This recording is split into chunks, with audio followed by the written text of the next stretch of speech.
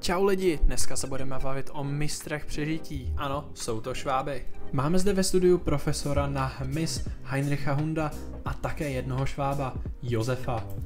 No ale pozor, máme tu na telefonu i dalšího přeživšího, Adolfa. Áďo, slyšíme se? Jo, ale mám slabší signál, jsem pod lednicí. Hele, já se nebojím ničeho, my přežijem i tenhle podcast.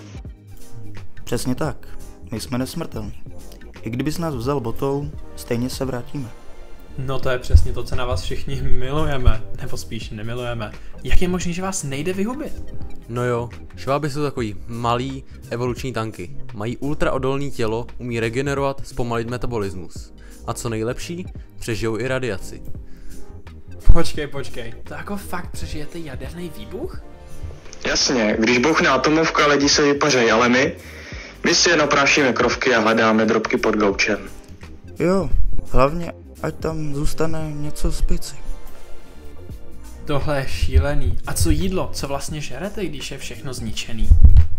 Hele, my nejsme vybíraví. Dáme si karton, lepidlo, zbytky tvý večeře. Když je fakt krize, klidně sežereme i svoje bobky. Ok, díky. Právě jsem se rozhodl, že už nikdy nebudu jíst ve tmě. Ale slyšel jsem, že můžete žít bez hlavy. To jako vážně? Jo, šváby.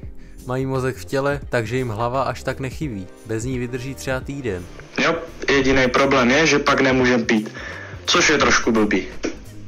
Aha, jasně. Smrt žízní po životu bez hlavy. Klasická švábí tragédie. Takže jestli přijde ta apokalypsa, my všichni jdeme do háje a vy si budete veselé běhat dál? No, upřímně, jo, tak si na nás zvykněte, protože my jsme tady na pořád. No tak paráda, díky moc. Jdu strávit zbytek nedezinfikováním celého bytu. A vy lidi, mějte se líp, jinak po apokalypse zbydou jenom šváby. A nebo vaše tchýně a fyzikářka.